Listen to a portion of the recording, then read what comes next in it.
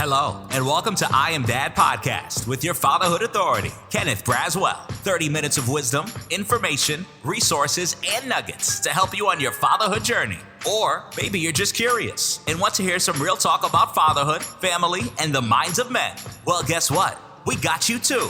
Sit back, grab your pad and pen, and maybe even bring a little something to sip on. Enjoy 30 straight minutes of fatherhood, family, and fun with the Fatherhood Authority, Kenneth Braswell. Welcome to I Am Dad Podcast. I'm your host, Kenneth Braswell, and thank you for joining us again on another episode of I Am Dad Podcast as we continue to have these great conversations around responsible fatherhood, family, parenting, and all of that good stuff that we don't get a huge chance to talk about a lot. I get the pleasure each and every week to talk to pillars of the field and talk to legends and giants of the field who also happen to be personal friends, just like this young man who's on my screen today. He is Mr. Nigel Vann. Nigel is the product development lead for the National Responsible Fatherhood Clearinghouse. He's worked as a manager, trainer, and consultant with fatherhood programs since 1988, including major projects in both the U.S. and U.K. He has been with the NRFC since 2008 and with Fathers Incorporated as an independent consultant since 2016. He oversees the development of NRFC products and webinars and the main author of the Responsible Fatherhood Toolkit, which you can find on www.fatherhood.gov/toolkit, and a series of tip cards for practitioners and fathers. He has also visited and provided assistance to fatherhood programs in 45 states, facilitated more than 80 staff trainings, presented at numerous conferences, worked on 4 major responsible fatherhood demonstration projects and 4 international fatherhood projects, and has written 12 published articles. Let me just say this. That little bio don't say anywhere near enough about this guy. He is, I don't know if you remember the first time I met you. We were in, I believe, Albuquerque, New Mexico. I think that's where we were. And I think we met before then, but that was when I was on board with Fathers Inc., right? That's when we went to that Native American conference? Oh, this was going back further. This was before. Okay. Well, I don't remember then. Okay. This is, I think I was with, I don't know if I was with New York State yet. I might have just come on board. I think we might have just got the contract with the Clearinghouse at the time. And I was in, we were there, I believe it was Albuquerque, and we were talking, we were in the same space, and we went to lunch. I don't know if you remember you and I going to lunch. And we went to lunch, and you and I had a long conversation, and I got to hear the work that you're doing. You were actually with NFI at the time, so it was before we got the contract. Okay. And we were talking about your work. I didn't think you would remember that. I actually think I have a picture of you and I there with. I don't know why I don't remember. Lunch should stick, you know. Yeah. No, we had and it was a long lunch too. It wasn't like a short lunch. We were actually in that restaurant for a really long time, just talking about this work. And so, was that one of those federal listening sessions that they were doing out of the White House? I can't remember. To be honest with you, I got to go back through my, because I keep a record of all of my activities. And so I have to go back to look at my activity sheet to see why I was there. I mean, I could actually tell you the day that I was there, Ben, when I go back to my activity sheet. I'd be interested. Going all the way back to everything. I could tell you everywhere I've been, everywhere I've spoken, everywhere I've presented since 2003. I could actually go back to 1996. It's a little scattered. I could tell you everything I've written, through there. I've always documented everything that I've done. So when it's ready for me to write this book that I want to write on my work in the fatherhood space, got something that I could go back to recall on with respect to where I've been and what I've done. I've got stuff in boxes in the basement that I actually started going through it last year, and I threw some of it away. I was sort of reticent to, but it does bring back memories of where you were and what you were doing. Absolutely. So talk to me a little bit, walk me through how you got involved in the fatherhood work. Well, you want the short, the medium, or the long? Give it to me. Give it to me. Yeah. Well, I mean, the miracle of all this from my perspective is that I even got to America, right? I mean, I got to America because I met this guy who was a professor of sociology. I was living in Spain. I was just doing odd jobs, washing dishes, painting walls, So I'd spent about 4 years traveling around Europe doing blue collar work, factories and driving the truck and stuff. And I didn't know what I was doing, right? But I'd got an undergraduate degree in sociology. So this guy was on holiday in Spain.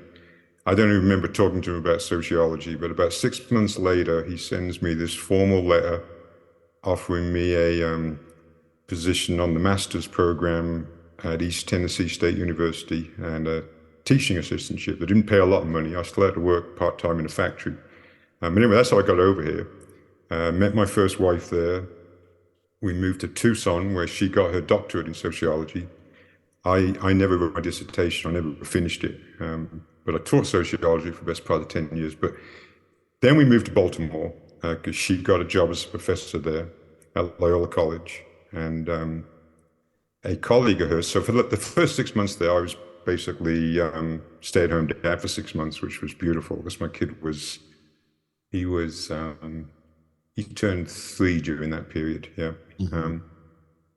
But anyway, a colleague of hers heard about this job with Department of Human Resources to manage a program called the Absent Parents Employment Program. So I go along for an interview. I'm the only one that even talking to about this position. So, you talk about nepotism or knowing the right people or falling into the right place, right?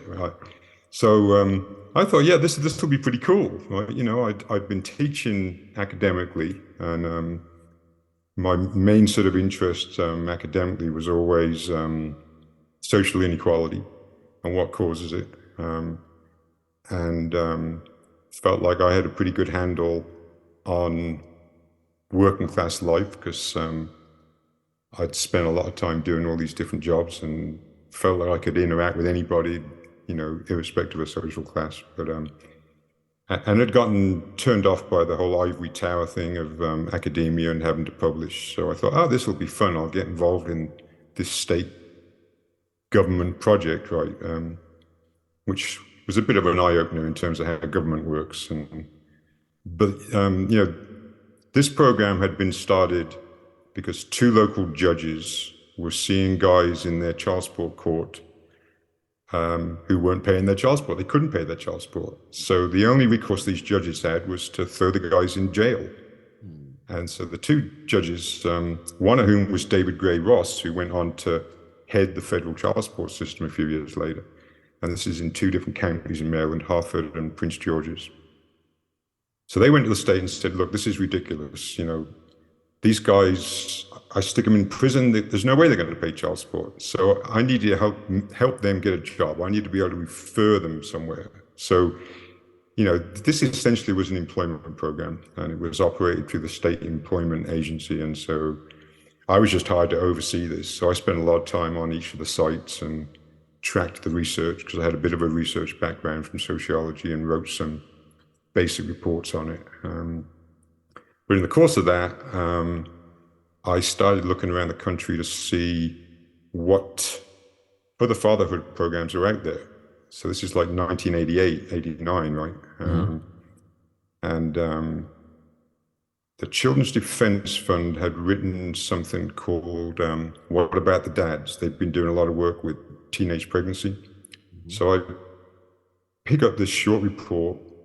It's got a list of all the programs that had been in the Bank Street Teen Father Demonstration Project of the early 80s. So I start calling around these agencies, and 3 or 4 of the programs were still in operation. There was one in California that is, the last I heard, they were still working with fathers. Actually, they've gone through different funding cycles, and there was a program out of a hospital in Philadelphia. So I talked to people there and a couple of other places, and then I went to a conference in Chicago that was put on by Parents Too Soon, who were doing a lot of work with teen mothers, right? But they had a whole track for teen dads. So I went to all those sessions, and in every room, you had to introduce yourself. And in every room, I'm looking around, and I'm meeting people who I've been talking to on the phone, right? So all of a sudden, I'm hearing this network of people who are doing this work, right? One of the people I met was Bernadine Watson, who I had spoken to on the phone. She worked for Public-Private Ventures. They were planning a young unwed fathers pilot project with funding from Ford Foundation, Charles Stewart Mott, a bunch of other smaller foundations, Annie E. Casey Foundation, I think, were involved, and federal programs, Department of Labor, child support for sure, maybe Department of Justice, and I think housing as well, HUD. There was a bunch of funders anyway, to do this project. So they got me on an advisory panel for this project as they were planning it. So I went to a few meetings in Philadelphia. I'm living in Baltimore, right? So then eventually, 6 months or a year later, they offered me a job to be a program officer on this new Young Unwed Fathers project, right, which is getting ready to start. They've issued the RFP. But I say, I need to turn this off, right? You're so good. That's when this is around what year? What year is this? This is when they offered me the job is 1990. Okay. 1990. Okay. So I turned it down twice because I'm living in Baltimore, right? Philadelphia's a long way away. But eventually, third time of asking, I finally realized, I got to do this. So, talked it over with my first wife. And so then I spent the next 4.5 years riding the train back and forth to Philadelphia. First met Ron Mincy in the course of all that because I was presenting at an early meeting when we brought the 6 sites together, and there's this chap in the back of the room who's keeps asking all these awkward questions, right? And so I'm having to redirect, and I'm trying to impress the vice president of PPV who doesn't really know me. But anyway, I think I did pretty good because after that he treated me a bit differently. But I ended up riding in a car back with Ron and a young lad from one of the programs in Annapolis because the trains weren't working when we got to the train station because, Ron was living just outside of Baltimore. So anyway, the 3 of us ended up renting a car to drive home. So I get an hour and a half in the car with Ron Mincy, ideas bouncing off the... I think that, that was a sort of pivotal moment for me in a way that it took me even deeper into this work. And, from the point of doing that project, it just has become what I do. And after the project wound down, we had this curriculum we developed. So, I'd essentially been providing technical assistance to these sites. What did I know, right? I'd managed this little program in Maryland, but what we were doing was a much bigger scope. But I'd been doing a lot of reading and research and meeting people and talking to people who are doing stuff. And essentially, that's what I've done for the last 34 years, right? I've met people who do the real work in the trenches, and I've sort of learned what they're doing, and then I'll be talking to somebody else, and I'll say, oh, well, you should try what Joe Blow's doing over there, or did you know there's another program in your city, which so often people don't or didn't, right? So I was connecting people. After that project finished, then did a lot of training in that curriculum with Pam Wilson and Jeff Johnson, and eventually that led to the Ford Foundation setting up NPCL and NCOF, which was the research arm out of Philadelphia, and then David Pate's organization, which I'm blanking on the name of, so that was the policy arm of it. So there's a policy arm and research arm, and we were the training and delivery arm. So we got to do those trainings all around the country and met a lot of great people who have since gone on to play pivotal roles in the field. You know, that's how I met Ron Clark, Hal Sullivan. Wallace McLaughlin was setting up his program in Indianapolis. He came to visit us in Philadelphia and spent a couple of days with the Philadelphia site. And yeah, so it's a lot of history. Yeah, it's been a cool journey. So every now and then I sort of shake my head and think, how the hell did I get here from the beach in Spain, right? You know. As we allow you to sunset a little bit, hopefully you'll take some of that time and begin to start scribing your own book. And I'm going to continue to encourage you to do that. You should begin to start writing about those experiences. There's a lot of information and a lot of connecting of the dots that people, particularly newer folks that are coming into the space, need to know, where this thing started from and how it got started, and so that folks aren't recreating the wheel. One of the things, Nigel, I don't know, we've probably had this conversation, but I don't recall it, so I'm going to ask you today so that I can make sure that this is part of the narratives that I have in my system when I'm going out there talking, is I don't think I've ever heard your father's story. What's your daddy's story? Oh, okay, sure. Well, I was very fortunate to have an involved father, for sure. But my father was of an older generation. He'd served in World War II. He grew up in a very Methodist home that was quite strict. So he was quite strict with me as the first of three. So I fought a few battles with my dad, particularly into the teenage years. He became a Methodist minister after the Second World War. He was an accountant before the war, but then wanted to make a difference after the war. So we certainly butted heads about church. I became a member of the church, but then I got to a certain stage where I didn't see much point in it, right? I was playing on this football soccer team on a Sunday morning, and he told me I couldn't do it because it was Sunday. So it got to the point where I was hiding my kit over at a friend's house and going over there to get the kit and going to play, right? So we had a couple of rough years there, really, but after that he sort of mellowed.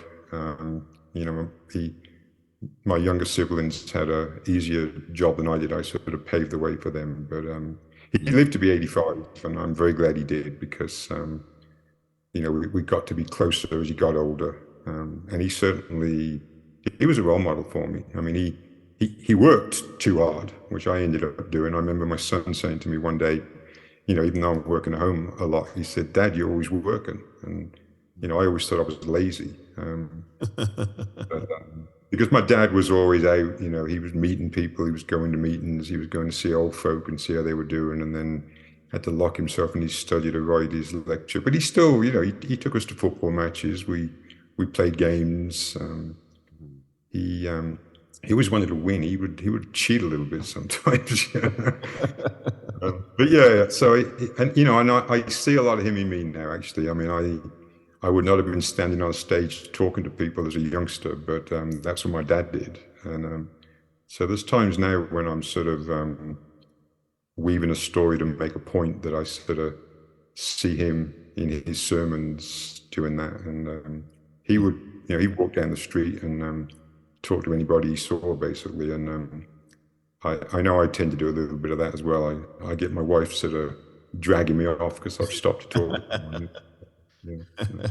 Yeah. No, it's a good daddy story. I've got a good daddy story, and one of the things that I've sort of taken into the work is that realizing when you don't have that safe place to go home to, that it just makes life that so much harder. And so, to me, that's the essence of a lot of this fatherhood work, helping guys to work, because so many guys that we see in the fatherhood programs, as didn't have that safe space, right?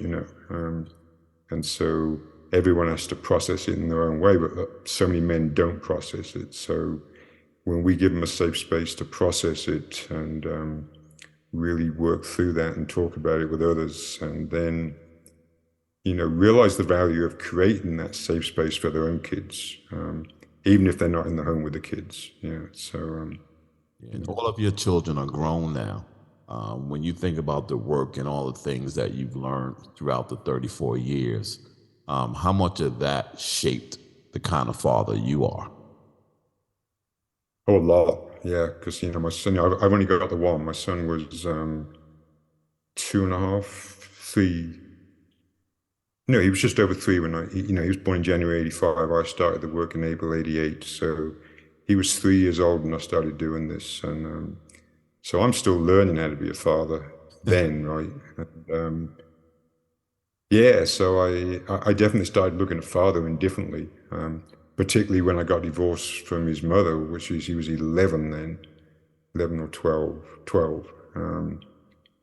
which was the hardest thing I've done. I fought that for a couple of years. I probably should have gone along with it earlier, but I had told him, there's no way we're going to break this family up, because I thought that was going to be harmful for him, right? Though in the end, I realized it was more harmful to live in a household where, things weren't quite right. So, but although I was so angry at one point, I can see how guys get, backed into, I want custody, I want full custody, right? And I'm not paying child support and all this kind of stuff. But I think the biggest thing having done the work for me was I knew not to go there, right? And he'd come home and because we ended up having a very good co-parenting relationship, and Jesse came back and forth between us, and because I was traveling a lot for work then, he was basically with me when I was home and not with me when I wasn't. So in fact, sometimes I had to make sure he went over there when I was home, just so it didn't become, you only go there when I'm not here kind of thing. But we worked that out. But I do remember times when he'd come home and, he'd say, oh, Mum did this, Mum did that, and, he's sort of blaming her for a lot of what had gone wrong. And I had to bite my tongue a lot. And it was certainly a two-way street. I made it quite clear it wasn't just her, but, he'd say something about her that I agreed with, but I wouldn't say I did, so that was a lesson. And not to ask, what she was doing with other relationships and that kind of thing. So had I not been doing the work, I'm sure that would have all played out a bit differently. Yeah. Of course, I always think, well, if I hadn't spent 4.5 years going back and forth on the train to Philadelphia, maybe things would have been better at home. So you can't second guess yourself all that way, But it turned out for the best in the end. But I certainly, for several years afterwards, was worried that we'd done him harm. It was a bad time to get divorced in terms of age development, stages of growth and stuff, But he's assured me many times since that we did okay. Yeah. What does he think of your work today? I think he's pretty proud, actually. You gave me 2 copies of the toolkit, which I actually need to have you give me a couple more, because you told me I would need more. I gave one to him and I gave the other one to Pam Wilson, so I haven't got one anymore of the full one. Yeah. So no, and I used to take him to conferences, and he met Joe Jones and Patrick Patterson. He met the 2 of them on a. I remember that we were on the bus from the airport to Disneyland. It was a California conference at Disneyland, and so he met Joe quite a lot at different places. He would I would take him to some of the one-day workshops I was doing in the area. So he got to sit in the room and hear some of this stuff. And there was one time right before he was finishing high school and going off to university that they'd finished all the schoolwork, right? So he said, I really don't want to go to school, Dad, today. There was a big English soccer game on TV. And I said, well, you can't stay home, but you can come with me. I was going down to do a training somewhere in Northern Virginia just for the half a day, I guess, you know. So I said, come with me, and then on the way back, we'll stop and watch it in a bar somewhere. And so we did, you know. So that was very cool. Yeah, but he sat in the back of the room for that, and I remember, I don't remember what I said, but I remember saying something about him, you know, to the training. And, you know, it sort of made sense in the training session, and sort of said something about, yeah, I don't remember what I said, but it was something that he took, you know. So I said something positive to him that was cool to have him in the room to hear it in that setting, you know. And he also knew very well that you didn't want to become a father when you were too young. So, yeah. So it worked out, right? So it worked out that way too, Yeah, huh? yeah. No, he saw what happens if you have a kid in your teens or early 20s even, you know. Yeah.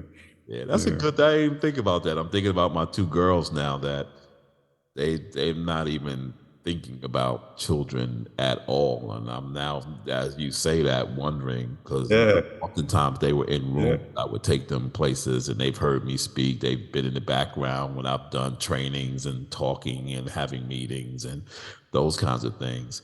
And I'm wondering whether or not some of that has resonated with them, which is I'm not trying to be a parent right now. I'm going to, you know, my oldest one now is, oh, well, my middle one is 28, and my youngest one is 24.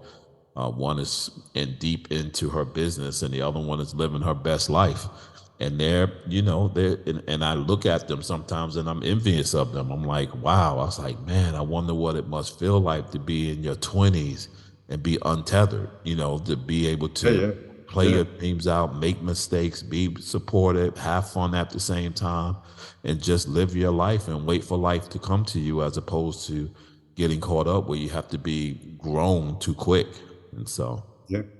Yeah. And you know, they've soaked all that up, you know. I mean, they hear and see everything we do, right? So, you know, just the way you show respect to people, you know, particularly to Tracy, you know, that sends a distinct message, you know, and just the way you live your life, you know, if you like, you know, one of the things I did, I probably took my son into too many English pubs when we went to England, but it was always to have lunch and just to drink, you know, with my parents as well, like, you know, so he never saw me drink too much, right. which was another thing when I got divorced. You know, I made a big, you know, I was very clear that I didn't even have any alcohol in the house. You know, I wasn't going to be the dad that got drunk. You know, but yeah, Right, creating a whole bunch of other different problems. So when you yeah, look back over the span of your 34 years, you know, I often tell people, you know, I've only been in, you know, this in 2024 will be my 20th anniversary, which I plan to do some big celebration around it. But when you look back 34 years, and I always talk to people about what the fatherhood field looked like in 2003, 2004, that it was a stark difference in 2003 to today. I can only imagine what the difference was from 88 to today. When you look over the span of those 34 years, what has been some of the most significant changes that you've seen in the space? yeah. I mean, there's been some big changes. That there's you know there's some areas where there's not been enough change for sure. But I think one thing is you don't have to make the case as much for why it's important for dads to be involved. You know, I remember one of the very first conferences I presented at was wasn't Head Start, but it was the room was full of women anyway, right? There were no males there at all, and I'm there to talk about why they should be working with fathers, and I'm just getting these blank looks like, why are you on the schedule, you know? And then that was somewhere out west, I think. Yeah, but I also remember being at a regional child support conference, I think maybe in the Atlanta area, but this was early days as well. And there, again, a lot of blank looks, but there were some people who got it, and there were some people in both audiences who got it right and would come up and talk to you afterwards. But nowadays, I don't feel I have to sort of make such a case. Right? It's an easier sell because people have heard it more and more. So that is one of the bigger things. There's more programs nowadays, but there's still not the infrastructure we need, right? When I first got involved, I told you I read about those 8 or 9 programs that had been in the Bank Street thing, and so I'm coming along, what, 6, 7 years after that had finished, and only 3 or 4 of the 9 were still in operation, and even those, at least one of them disappeared. I think 2 of them have kept going over the years, but we always saw these funding cycles come and go. So now we have the federal funding stream, so there's more funding, right? But there's less foundation funding than there was. In the past, there was, the national foundations were stepping up and playing a big role. So, but only for demonstration projects, so it was short term. Right. So the field was building, right, and we've learned things. So I think one of the bigger things now is you don't have to reinvent the wheel as much. We've still got learning curves in areas like co-parenting, mental health, but a lot of so the field has obviously grown, but it's still restricted by rules and regulations, right? We've still got this child support system that has come a long way. It is in a lot of places it's not.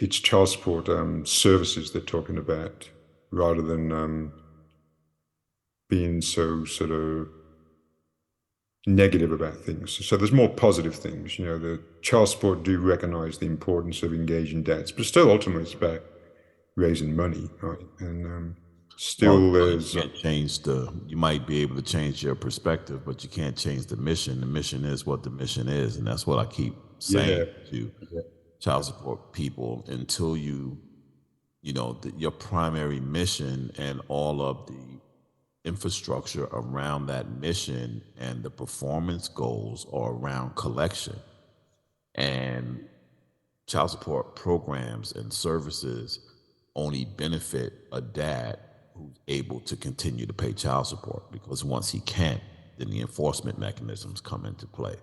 And then when you have these states with the bigger arrearages, and interest on the arrearage, that's when you just put guys in a hole. Right. And so you have to reconcile that you were established to do a particular thing, and now you're trying not to do that thing, but you're still grounded. Everything that you do, your infrastructure, your policies, and everything is grounded in why you were created in the first place. And I think people aren't there yet. I don't think that we've articulated the conversation. That's where, I have chosen to kind of play a role, most recently in spaces of these very difficult subject matters that we have not been able to have because no one wants to take the time to figure out what's the best way to talk about them. When you think about the fatherhood space now, what do you think some of the most biggest challenges are in being able to provide services to dads? The larger social fabric and structure in which we live, right? You can empower a guy. You can do what I said before about helping a guy go on a journey to process where he's been and where he's going and what he wants to do for his kids.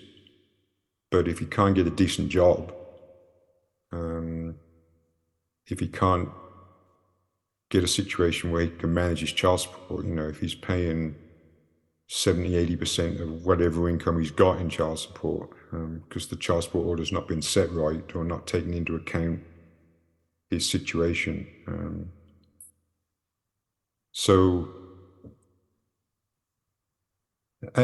also you've got the racism and social class inequalities that are out there. You've got guys who've got generational burdens that they're coming through with.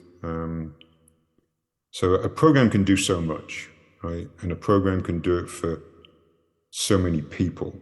So I think of programs like Anthem in Dallas, right? We spent some time out there a few years ago and doing such a good job to help these guys, a lot of who had only recently come out of prison. But they're dealing in an environment where there's not a lot of jobs.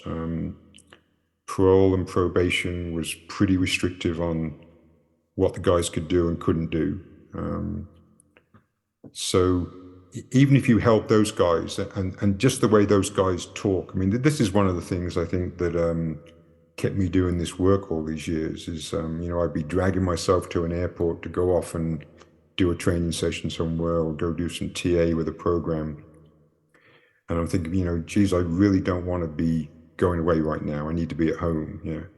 But then when you get there and you see, the passion that's going on from the staff and the impact it's having on the fathers and how these guys are articulating what they've been talking about in the program and how they're passing that on to other people, not just guys in the program, but friends, and also interacting differently with people in their lives to the best that they can, and when they fail to do it as well as they want to be doing it, they can identify that and they can say, I'm sorry, or they can back up and rethink it, take it back to the program and talk about, I got in this argument with the mother of my child and I don't quite understand how to move this forward, right? But you can bounce it back off each other. Yeah. I'm not quite sure if I went the right way there for what you just asked me. Yeah, you did. You did. Yeah, you did. We were talking about some of the biggest challenges, and you're right. Some of those things are still, and I think it's in the narrative. I think it's that, one of the other challenges is the instability of the discipline in and of itself with respect to infrastructure. You're talking about, that we are still not a integral part of the social service work of America, right? And we continue to be talked about like an aside, like it's social work, and fatherhood. It's not a part, hasn't become a part of the conversation. Therefore, it hasn't been interwoven into everything else that we talk about with respect to social work. And more importantly, it's not being taught that way in schools of social work, where yes, absolutely, individuals are getting degrees, right? Yep, absolutely, yeah. Because really, and we used to say this a lot when I worked at NPCL, we should be working to put ourselves out of business. Right. We shouldn't have to have fatherhood programs, right? We should have family support programs that embrace the whole family, and dad is seen as a part of that. If there's a issue with child protection and the child welfare agency, and if dad's not living in the home but there's an issue in the home where the children need to be taken out of that situation for a while, somebody should be knowing where the dad is and giving dad a chance to step up, right? And there is some work going on in the child welfare field, right, where that's happening more now, but it's not happening enough. And then in the, you've got work like Healthy Start and Head Start, where you're working with the family and there's much more emphasis on involving dad.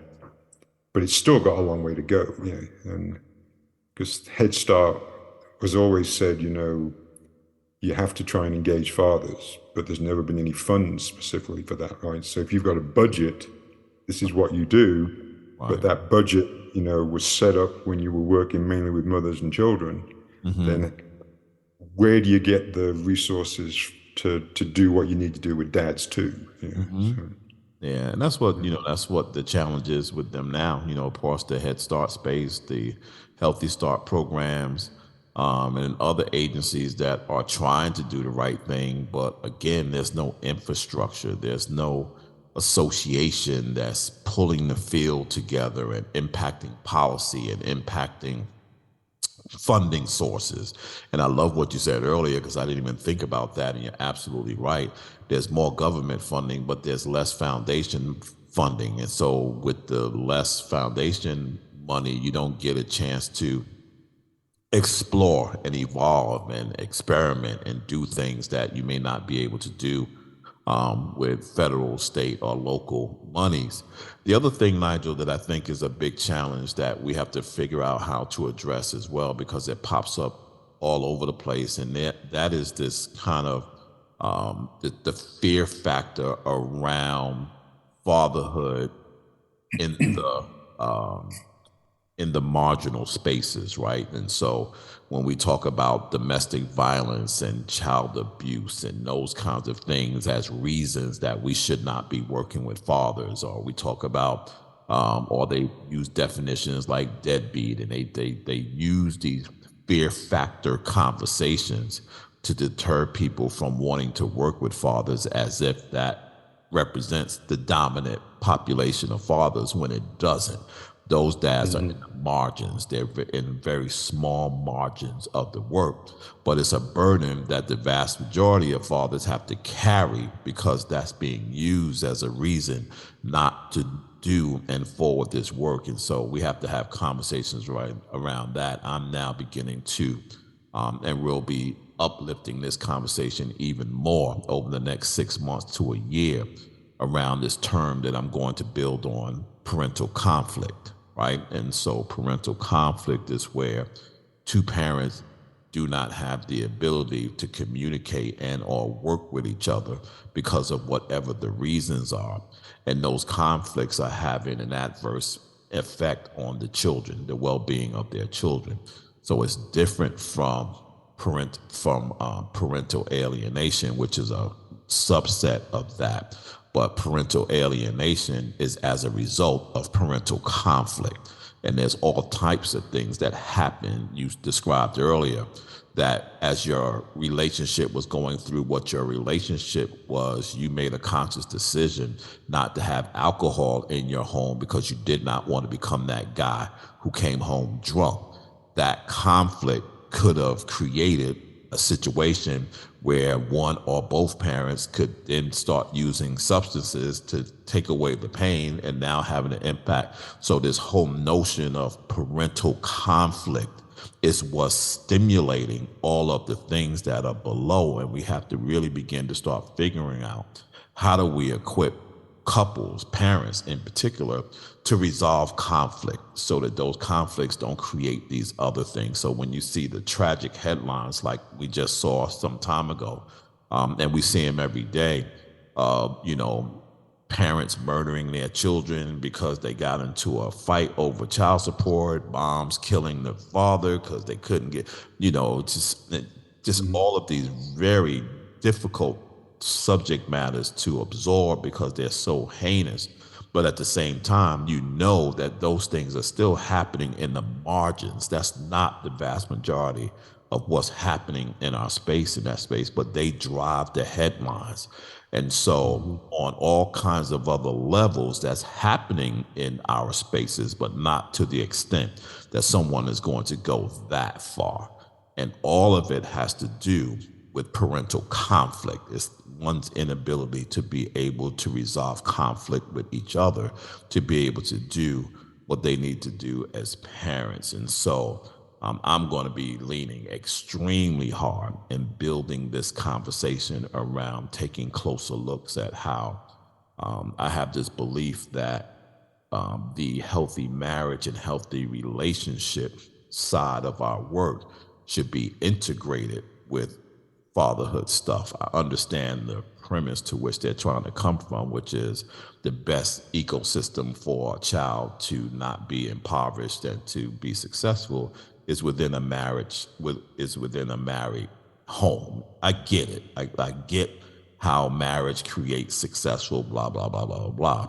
But that's not the only success sequence. And we got to be able to kind of start talking to parents and couples on how they build their relationships, resolve conflict, create goals, understand morals and values, so that whatever sequence they take in their life's journey, that children come out better on the other end.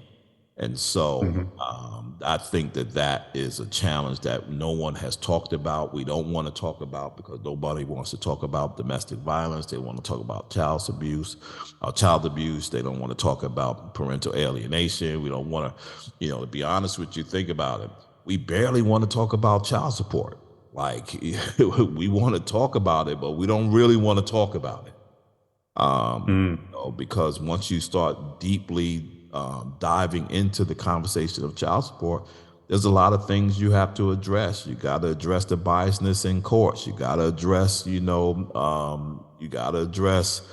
custody. You got to address parenting time. You got to address jobs. You got to address conflict, domestic. You got to address all of those things. All of those things are stimulated sometimes by, guys not.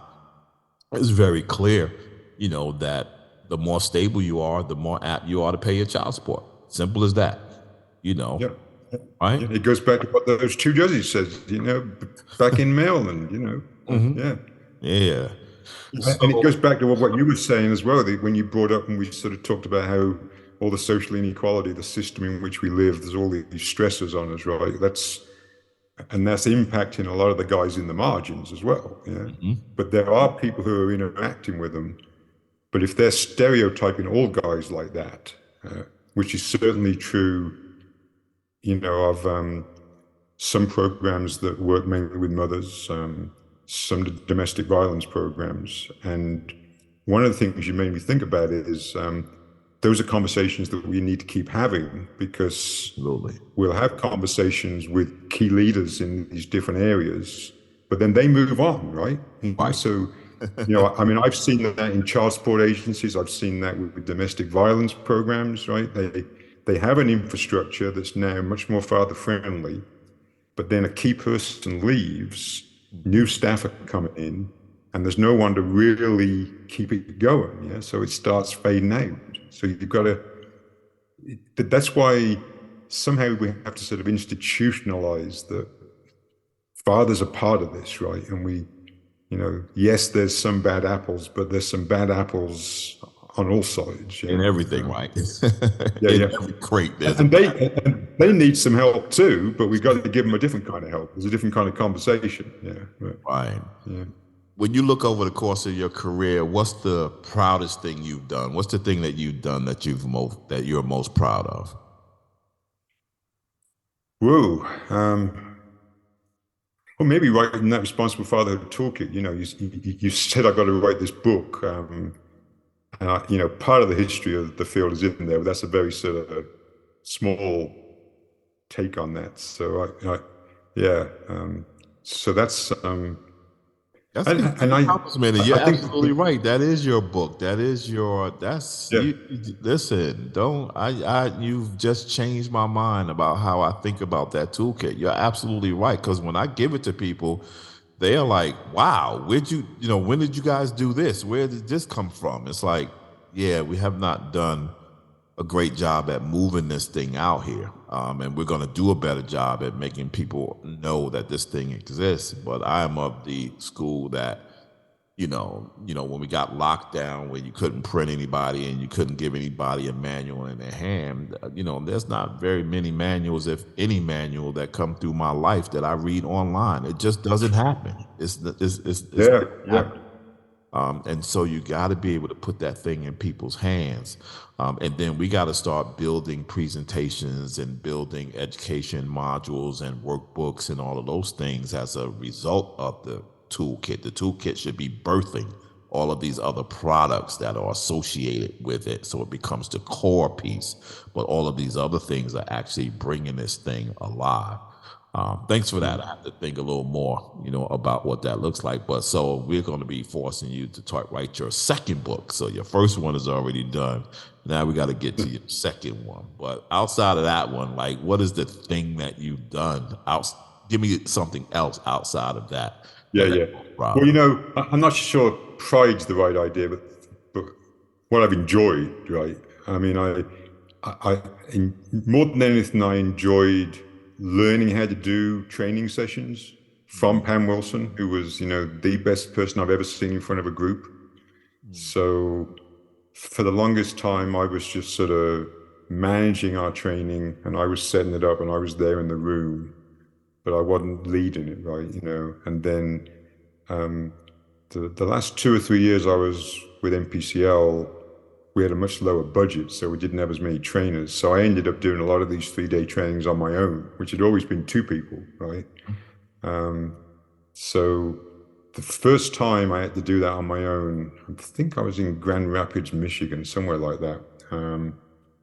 And I remember prepping, for hours the night before. So it's 3 days, and I've done this before, but I've only done bits of it, right? I've done all bits of it, but always with somebody else. So, and then getting through that, and but it wasn't a chore getting through it. It just flowed, right? Because I knew it so well, and getting a lot of kudos from people in that group, and I think that's when I really took off as a trainer. So I absolutely enjoyed training. I enjoyed going to all these different programs. And meeting the people, like I said. And the other big thing for me was getting to go over and do this work in England, right? The only time I'd done any kind of white collar work in England, I spent part of a summer vacation while I was actually waiting for my school results that was going to let me go to university. I was working in this accountant's office, and I mentioned my dad used to be an accountant. So after I finished university, he always thought I should be an accountant or go into banking or something, right? That would be a good, solid career. But based on my experience working in that accountant's office, I'm good with numbers. I could do it, right? But I didn't want to be that guy, wearing a tie, go into an office cubicle every day or whatever. So I spent several years, working in factories, driving delivery trucks and stuff. So I'd never done a proper job in England, right? I was 26 years old when I came over to this country. So I go back, and this is all through Ford Foundation funding. So I go back over there, and the first time, I was working for NPCL, and I say to Jeff Johnson, Jeff, I need an extra week's holiday over there. And he said, well, I can't give you a week's holiday. I wanted to go for 3 weeks rather than 2 weeks. So he said, but go over there and do a bit of work over there, go find out what's going on over there, which I had been doing a little bit of anyway. So anyway, I spent that week going around meeting key people. It's when I first met Adrienne Burgess, who's, with the Fatherhood Institute now. So I helped Adrienne and her team sort of think through what Fathers Direct was going to be. I went to meetings with them in various offices in the government, and so we sat down, had cups of tea and biscuits, what you guys call cookies. I got to go in number 10 Downing Street because when Ron Mincy was at the Ford Foundation, he had this African diaspora project. So he was looking at the impact of slavery and, blacks going to these different countries and being colonized and how that impacted family structure, right? So I went over to England a couple of times just to meet people in the Afro-Caribbean community working with men, young boys, right? And sort of set up this meeting for Ron to come over and meet with some of these key people. And one of the key people that he met with was the policy advisor for Tony Blair when Tony Blair was Prime Minister. Can't remember the guy's name. It was Jeff something, I think. But so we got to go into number 10 Downing Street, which is a lot bigger than the door you see when the Prime Minister comes out and waves at the press. There's a whole big other thing where there's offices and stuff. So that's where we were. We weren't in the other bit, but. So I'm having cups of tea in there, and I'm listening to this guy, Jeff, I think, and Ron, having this really high-powered conversation that I'm not really a part of, right? But I've made it happen, right? And so yeah, it was just very cool to get to go home and do some of the work there, Yeah. Wow. And we also went to South Africa as part of that diaspora project, which was very cool as well. So I'm there with this group of mainly African American. There were other folk too, but we were greeted by the wife of Oliver Tambo, who was, right-hand man to Nelson Mandela, and yeah, she sort of met us in this. We had like a reception in the hotel the night we got there, and she just sort of said, "Welcome home," and it was powerful. It was powerful, for the African Americans, but it was powerful for everybody in the room. So, wow. And then we had the first day of meetings in the old Parliament, where blacks had not been allowed until a couple of years before that. This was 1999, I think. Yeah. Wow. So that was a powerful moment. I certainly, so I've got those kind of memories from the work that are very good. Yeah. Okay. What work is left to do in the responsible fatherhood field? I know that there's a lot of things we are doing, but I'm sure based on what you see and the work that you're involved in and the materials that we're creating, the people that you've met, the work that we've done, knowing that we have so much further to go. If there's anything, what's left on the floor? What needs to be picked up and carried forward in the fatherhood space? That's a big question. There's a lot, right? It's certainly a stable funding stream.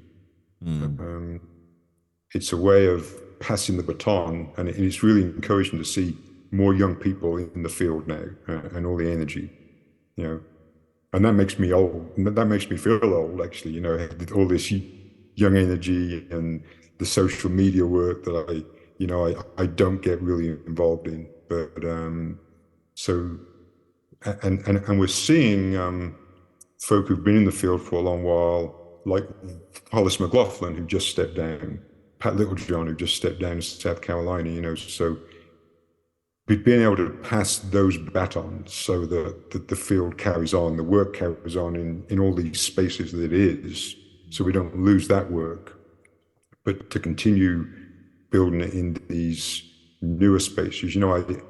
I just helped Andrew Friedberg write a product for the Clearinghouse where he's talking about program sustainability and the experiences of the Father Project in St. Paul, Minnesota, the Goodwill Easter Seals Fatherhood Project, and how COVID actually helped them have conversations with policymakers that they hadn't been able to have before because there was a different situation.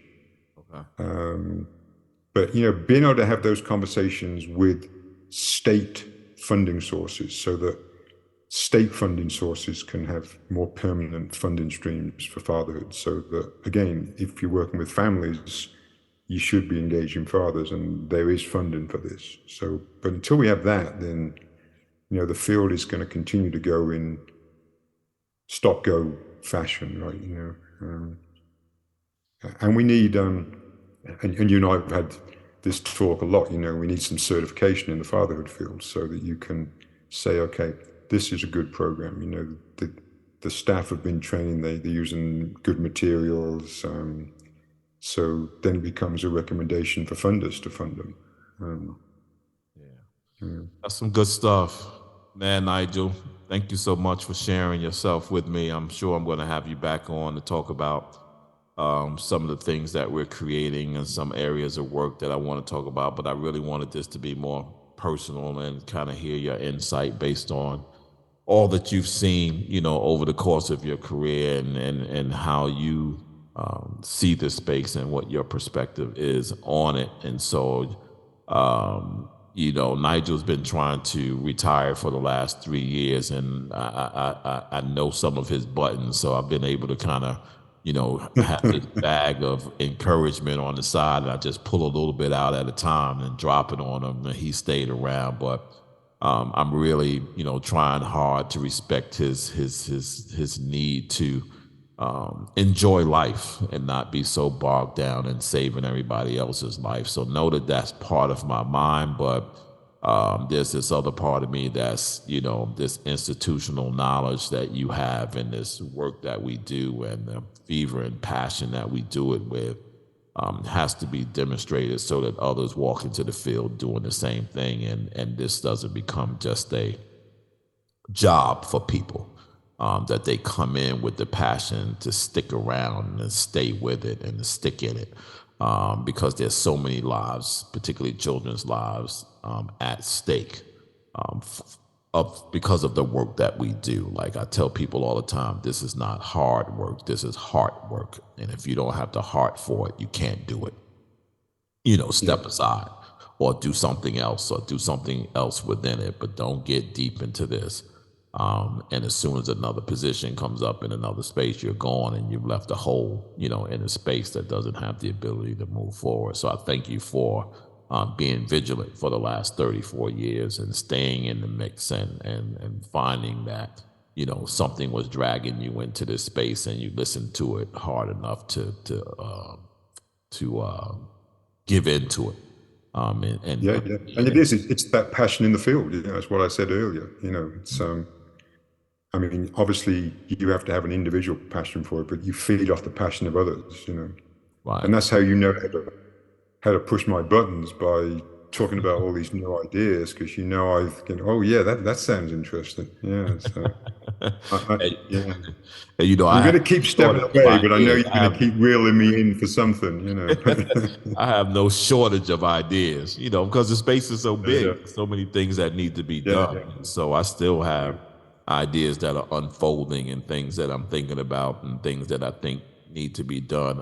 I too, you talked about people like how as he rest in peace, and people like Pat Littlejohn and Halbert Sullivan, not Halbert Sullivan, Wallace McLaughlin, and folks who are stepping away because it's time for them to live their lives with their grandchildren.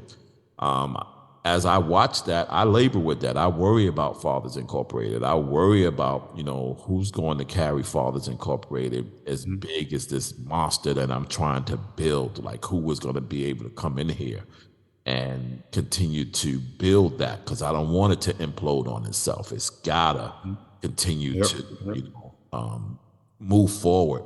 And so a lot of my thinking is around the whole sustainability piece and how do I diversify our funding and diversify our staff and bring in expertise and really ingrain ourselves in the areas of this work that are the areas that are most necessary to have stability. And so when you talk about credentializing, it's something that I've been thinking about for a long time, which is how do we begin to credentialize the work of the responsible fatherhood field? And more importantly, who is going to be the credentializer? Because that's the huge thing. It's not so much being able to create the credentializing system.